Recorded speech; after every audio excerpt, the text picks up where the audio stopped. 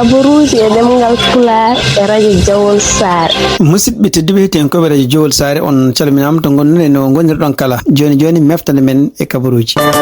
Meftande men kaburuji jamma hande jaten koye dendi Amatoure e kaburuji dowlaji dentuɗi e kaburuji international. Bandiraɓe sehlaɓe heɗotoɓe radio Jawol Sare jam hira moon hande ko ñalawma alhamis hawri ko jeena e lewru juillet hitan ujunnaji ɗiɗi nogas e jeegom. Gonɗen joni ko waktu sappoɓe ɗo e Cincinnati on waktu yoni toon to New York toon to Chicago ɓe jara joni ko 9h jamma toon to Californie ɓe jara ko 7h kikiɗe. Habaruji mon e ɗemgal Pulaar guiɗoɗen ko toon to Washington tumnade kadi hande ko anda hono kanko miccimaka no affaire makko fate callal makko ay dara ala ko laaɓi en taw ene wayno e nder konguɗi jaltunoɗi yewto somen ɗum noon ñande talata ɓen ɗo nde hono kamɓe ardiɓe Sénat ɓe mbino wonde ɓe kalde makko haalan jurka ɗum noon kadi ene wayno ko kanko hoore makko rokkiɓe yakare wonde ko kanko maw attu ene wayno ko so tawi yontere nde dartima ɗum noon tawede woteji baɗirteɗi toon ɗiɗon woteji kadi koko fate en kalisaji ɗi ganduɗa kanko gardiɗo défense leydi ndi omo namdi ɗum kono noon ene wayno ko yalti hande ha oɗo saha joni ene wayno ko andaka kanko miccimaka no holto callanno ko yarata ko wawi wonde foof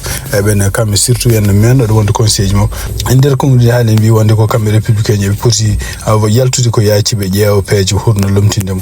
par ce que ene wayno ko kanko miccimaka no e wiide ma ɗaminaki ma wawa wurde walla ma wawa artude toon to Sénat wawi wonde foof ɗum ɗon kadi ko gueɗe nde ganduɗa kamɓe républicain ɓe jiiɗa ɗum joni waɗa par ce que so tawi woodi ko heeɓi mum ko alay saago ko démocrate wonata ɗon par ce que ko gouverneur mo kentigui ƴeftata neɗɗo ha hande toon to Washington kadi hono kanko républicain goto jeeyaɗo toon to Virginia o addi proposition toon to Sénat proposition kadi ko mbiyata ɗum ko waylude kala kuulal gonnogal toon walla amendement mo mbiyata sappo e nayyi gonno toon hadde kala yimɓe ɓe ganduɗa jibinaɓe ɗo en taw jinaɓe mumen ngala kayitaji hebde kayitaji ɗum ɗon fof noon ari ko caggal nde kamɓe Cour suprême mo États-Unis ɗum noon ko kamɓe ñawoɓe joyo contre ñawoɓe nayo ko Donald Trump yamirode nde wanno nde ɗum ko yamirode lundide constitution kanko oɗo sénat kanko oɗo représentant noon jeeyaɗo toon to Virginia hono biyeteɗo John Maguire e nder haalluji ɗo haali wi wonde ɗum ɗo en ko gueɗe ɗe ganduɗa ma wallu kamɓe sénateur kamɓe yimɓe gonɓe toon to congrès ƴewde peeje waylude kala ko fate en kamɓe Cour suprême koɓe mbawani wadde e wiide makko ɗum ɗon ko hunde nde ganduɗa kamɓe congrès eɓe mbawi waylu ɗum kono noon e wayno ko hande tungnade hande kamɓe ñawoɓe won toon Cour suprême ɓe mbi wona waylude pour Sénat no waylit ko ɗum ɗo ko hunde nde ganduɗa lutodirde e kala constitution mo États-Unis ko wawi wonde fof ene wayno ko kanko gardiɗo congrès mo États-Unis Mike Johnson o haalani o wiide wonde ko est ce que omo supporti oɗo proposition mo kanko John Maguire mo addi kadi ene wayno ko wawi wonde fof ene wayno ko kamɓe démocrate kewendi mabɓe kam fof ɓe mbi wonde koɓe ngala oɗo proposition wonde républicain ji kañum en koye minen en hésité oɗo saha joni saabu ɗum ɗo ko hunde e wiide mabɓe ko hunde wawde jogonde addandeɓe caɗele toon e vote ji garuji lewru novembre hande toon to Washington tugnade kadi ko ummi toon to Maison Blanche hono kanko Donald Trump ene wayno alarba hanke o wi wonde ko ene wayno ko mawo ɗaɓɓu e Cour suprême mo États-Unis ɗum noon kadi yoɓe duttita kadi ɓe ƴewto ñawore nde ɓe mbaɗi nde ɓe dokkiɓe mo fenade wiide wonde ko yamirore nde waɗi pour wiide wonde ko kala jibinaɗo mo ala kayitaji forani hebde kayita e ndeɗon ñawore kadi e wiide makko so tawi tan kamɓe ɓe gartani e décision kangaɗo mo ɓe ƴefti o ɗum noon ko haalduji makko kanko Donald Trump ene wayno ko ɗum ɗo koko jogori bonnude États-Unis siftinɗo noon ko kamɓe Cour suprême e surtout ene kanko gardiɗo Cour suprême hono kanko John Roberts e kanko kadi conservatrice hono ñawo biyeteɗo Amy Coney Barrett ene wayno koɓe jantino e libéruji tato Sotomayor Enela Kagan e kanko Ketanji Brown Jackson ɗum noon pour wiide wonde ko yamirode nde kanko Donald Trump waɗi nden ko hunde lundinde constitution saabu amendement sappo e nayyi wi wonde ko kala jibinaɗo ɗo ene foti hebde kayitaji ko wawi wonde fof ene wayno ko oɗo saha joni kamɓe Cour suprême ɓe goni koye vacances ɗum noon kadi ko ndeɗo ñawore nde ɓe mbaɗi ñanden ko ɗum wonno ñalawma ɓe cakkito wonde toon to Washington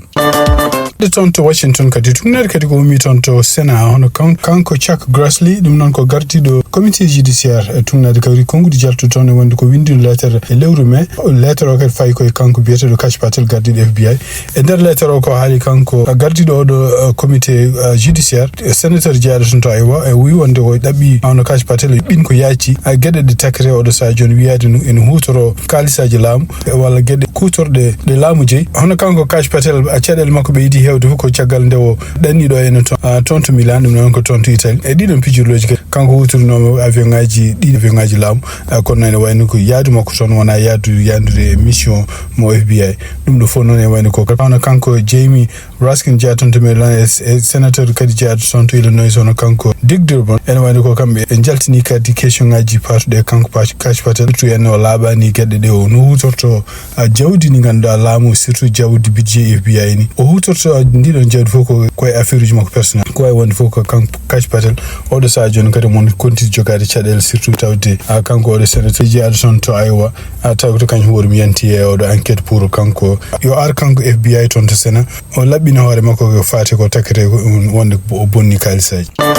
hande habaruji men to États-Unis tunadi kadi ko mi toon to Maison Blanche hande ɓe gonɗini gueɗe ɗe ganduɗa New York Times windin toon wiide wonde ko kanko Donald Trump nde ummi toon to Turquie ene wayni ko avion mo fonno ƴeftude Boeing 747 mo kamɓe Qatar ɓe dokkunomo ene wayni ko ala dernier minute wiya wonde koto jole oɗon avion taw e wiidema e kamɓe intelligence oɗon saaha ɓe keeɓi kabaruji wonde ko Iran hene yiiɗi samminde oɗon avion kanko Donald Trump o jollina koye avion goɗɗo Air Force One ɗum noon avion ngaji ɗi hoyno hutorade ɗum ɗo fof noon nde yaltine hono New York Times ne windi ɗum nde hono kamɓe Maison Blanche ɓe jeeɗi ɗum kaɗum haala kono ene wayno turnade ko yalti hen ene wayno ɓe gonɗini wonde ɗum ɗo no woodi menace uji gonno contre kanko Donald Trump e ɗum noon ko caggal nde kadi nde yimɓe heɓe ndendi toon to Iran ganesi makko kanko Ali Khomeini won hen mbiya wonde ko alaa ko ware kamɓe intelligence kadi ɓe mbi wonde ɓe keeɓi message uji wonde ko kamɓe Iran ɓe jiiɗi ko yande oɗo avion 747 ko Qatar rokki kanko président Donald Trump walla mo rokki États-Unis yo avion hutore pour avion présidentiel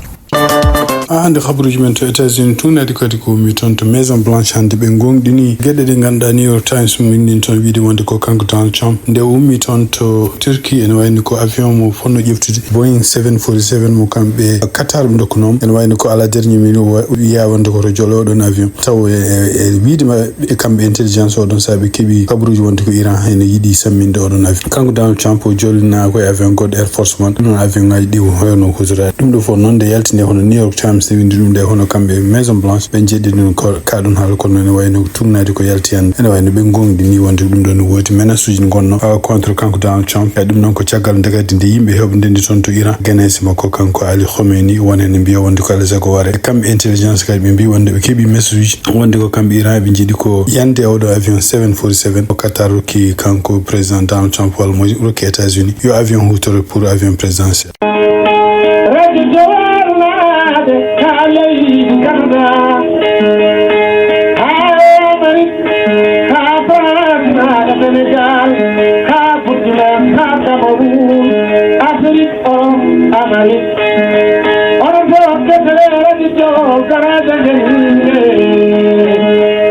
bandiraɓe sehilaɓe heɗotoɓe radio Juillet seeɗa habaruji men international guidoɗen ko toon to Sénégal ɗum noon ko ɗaminno walla ko fadano yani toon to Sénégal ɗum noon ko conseil constitutionnel ene wayno ɓe jaabima ɗaɓɓande uminde toon to président kanko Bassirou Diomaye Faye ƴewta ko fate ko wotono toon ñande 29 lewru juin ɓeɗo assemblée nationale wotini toon pour ko waylude ko fate constitution mo leydi Sénégal kanko Bassirou Diomaye Faye eno wirno ni ene wayno ko ɓeɗon kadi ko gotiri ni ene ko hunde lundinde kanko hoore makko e fama mumen ko constitution mo leydi Sénégal ɗum noon kamɓe conseil constitutionnel e jonde mabɓe hande jeenayi lewru juillet hitande ujunnaje 26 ɓe mbawi harde toɓe kewɗe d'abord ɓe mbi wonde ko ɓe tawi kamɓe fof ɓe nanodiri wonde ko ɗum ɗo ɗum no wotira ñande 29 lewru juin ni ko hunde lundinde constitution leydi Sénégal ko lundide kadi luwaji Sénégal ɓe haali ɓe recciti hen kadi gueɗe kewɗe mbi wonde ko hono kanko Ousmane Sonko gardiɗo assemblée nationale o wino wonde ko kamɓe conseil constitutionnel ɓe ngala hattan wawde ƴewtade kala ko waɗete toon to assemblée nationale ɗum noon ko ƴewtade so tawi kala ko assemblée nationale waɗa toon ene yaadi constitution walla luwaji leydi Sénégal ɗum noon e wiide mabɓe kamɓe mbi wonde ko ɓe jogui compétence ɓe jogui ngal ɗon karallagal non seulement ko ƴewtade luwaji mais ko ƴewtade kadi luwaji ɗi ko yadata hen e ƴewtade kadi ɗiɗon luwaji no kutora ko wawi wonde foof ɓe gatti kadi e toɓɓere wonde hono kanko kamɓe assemblée nationale ɓe mbino wonde ko kanko Bassirou Diomaye Faye gardiɗo leydi Sénégal o ala droit wadde appel toon to conseil constitutionnel il faut que d'abord ma loi mo ɓe voti assemblée nationale o jaaɓe nde kanko président waɗa ɗum ɗon kamɓe conseil constitutionnel nder kadi kamɓe fof nandiniral maɓe mbi wonde ko ɗum ɗon kanko président de la république mo leydi sénégal omo jogui oɗon droit ene wayno ɗum ɗo kadi koye haqqiji makko jeeya kaali nen kadi assemblée nationale to e noon kanko Ousmane Sonko haalino wi wonde ko gueɗe gonɗe toon ɓe mbiyat ɗum ko vote bloqué o noon enen ko kamɓe assemblée calino ɗum ɗon noon ko kamɓe conseil constitutionnel mbi kadi ɗum ɗo koɓe cali ko ɗum kadi ko kuule jeemir ɗum ko kanko président de la république on wawi yamirde walla ɗaɓɓude kamɓe assemblée nationale eɓe mbaɗɗo eɓe kutoro ko wiyete vote bloqué ko hunde lurdirani toon ɓe dartinima oɗon saaha ha ƴewte no wayi kono ene wayno ko kamɓe yimɓe député ji wonɓe toon assemblée nationale ene wayno ɓe calino ɗum ko wawi wonde foof ko ɓuuri raɓɓide ko tan hannde ene wayno ko kamɓe conseil constitutionnel kala gueɗe baɗɗonoɗe toon ñande 29 lewru juin ɗum noon ko woote bannoɗo toon pour waylude constitution mo leydi sénégal ene wayno no waɗirani konngol han kadi arti e makko kanko Bachir Diomaye Faye ɗum noon kadi ko victoire wonandemo kanko Bachir Diomaye Faye contre assemblée nationale walla contre Ousmane Sonko tumnade hannde ko winda toon to Sénégal donc ko ɓuuri raɓɓide tan ene wayno ko kamɓe conseil constitutionnel ɓe mbi wonde ko kala texte walla gueɗe votanoɗe toon to assemblée nationale ñande 29 nde ɗum ko gueɗe hankkadi ɓe cammini ɗum ɓe mbi wonde ko wona gonga hande toon to Sénégal en wayni koyde oɗo saha joni en tuuma wonde ko kanko ancien président Macky Sall e kanko gardiɗo leydi Sénégal oɗo saha hono Bachir Diomaye Faye hawnaki ene wayni ko jokkodiral hakkude mabɓe ma continue ɗum noon ene wayni ko hawnaki maɓe continue jottodirgo ɗum noon ko hunde nde ganduɗa en nde meeɗani ɗaminede oɗo saha joni ɗum noon surtout ari kadi ko caggal nde kanko Madiambal Diagne nde o haali wi wonde ko hawnaki kanko ancien président Macky Sall ma wiye ɗeɗo balɗe walla ɗeɗo jonte garojo o mari toon to Sénégal gargol makko toon to Sénégal noon tugnade Madiambal Diagne ko alanno ɗum fof ko wawde ɗaɓɓude wonde siporo won ummade kanko Bachir Diomaye Faye e kanko kadi Adama Barrow gardiɗo leydi Gambie ko wawi wonde fof ene haale oɗo saha joni est ce que kanko ancien président Macky Sall so ari Sénégal o jogotako caɗele ko hakkude makko e justice leydi ndi kono noon tugnade e haalluji goto e haraleɓe ko fate justice hono kanko surtout kanko biyeteɗo professeur Ousseynou Samba o ene wayno e nder konngudi ɗi haali wi wonde ko kanko Macky Sall ala fof oɗo saha joni gueɗe ɗe ganduɗa ene poɗɗe faynudemo pour artirdemo toon Sénégal o wi ko fate en ko gueɗe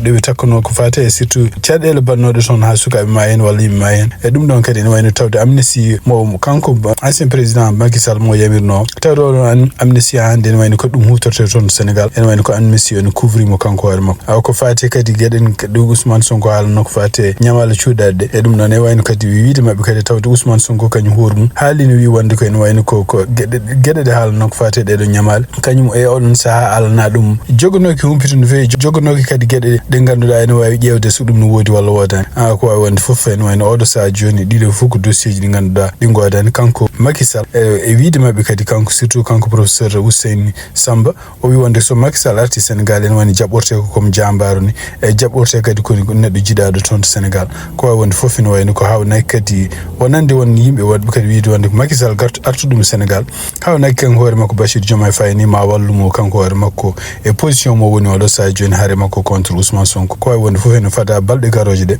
so tawi ene jawabol ɗum toon walla haalluji ne gummo toon to kanko ancien président Macky Sall wonande est ce que mo ara Sénégal walla o arata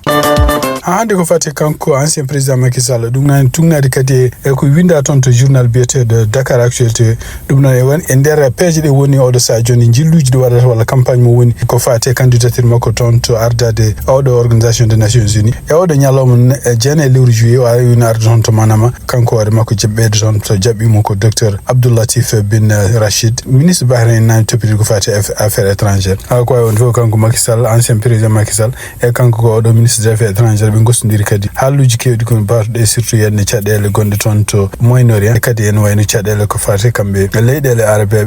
arabeɓe surtout yenne monde islamique e gueɗe mbaɗe noon ko wawi wonde fof ɗum ɗo fof ko gueɗe ɗe ganduɗa kanko Macky Sall omo continue oɗo saha joni campagne pour candidature makko wonde secrétaire général des nations unies o wawi wonde fof ene wayno ko hande kanko Macky Sall ñalli ko toon to Bahrain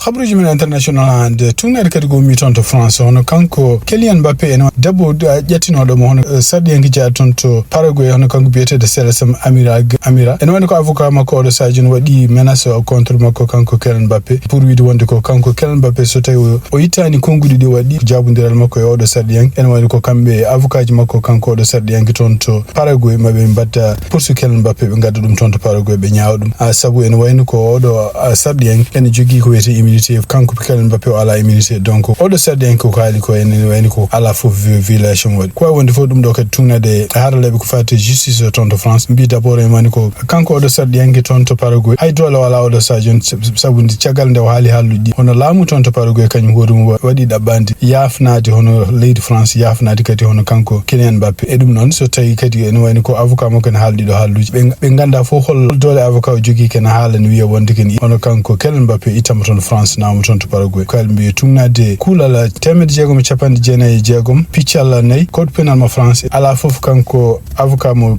Paraguay dole de jogi en surtout en étude nade jogi nationalité française itu dum ton to France na dum ton to Paraguay ko wonde fo e wiide mabbe e ko be miji wonde dum do ko halluji dingala fo ko firti tin don tan ko kanko o do sardi yanke o haali halluji bondi halluji haldi kadi ko contre Kylian Mbappé ko halluji noddidu leñam leñako parce que haali hen wi ko balejo kadi ko neddo esclave e kadi ko jeado ton to Cameroun e gede barno dum do fo non wani ko Kylian Mbappé kadi o jaabi mom kanko ne halluji de welno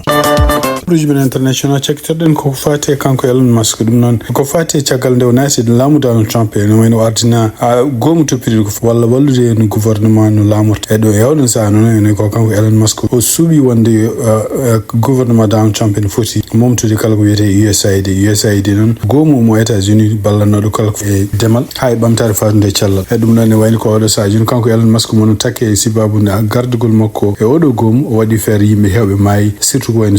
sukabe maybe hebe non e wayno ko kanko Elon Musk e der kongudi do winde e page makko X o wonde ko ala fof bawda addude preuve wonde ko kanko war mo décision ngaji di jifno ton ko dum wadi be don sukabe maybe kon non e tumnade ko yalti en der kambe jayndi en ko be ko kala so mbi wonde ko kanko Elon Musk en wayno ko be limti e gede kewde badde son e leydel kewde dum non ko gila ambulance uji di ganda ponnode jogade fereji taw fereji de ko USAID rokano dum hay pinguji di ganduda en ko sodde non ko fate wonde be sidaji dum do fonde kambe États-Unis be dartini balma dum do fof maybe hen fof e wiide mabbe kambe be do takube Elon Musk wi wonde ko sibabu de décision ngaji makko ko wonde fof kanko Elon Musk mon continue hande wiide wonde ko didon décision ngaji do wadi ko décision ngaji balluji America ni hoore mum e bamtaare mudum e kadi ko intérêt américain kadi ko décision ngaji gustoji freje di ganda taw wona chocolate and e wiide makko wonde fof en wayno kanko Elon Musk odo sa joni wala fo liggey mo jogidi gouvernement Donald Trump kono ne wayno ko kala ko mo coordination odon organisation en continue hande page mabbe kanko Elon Musk e Donald Trump pour mumtude kala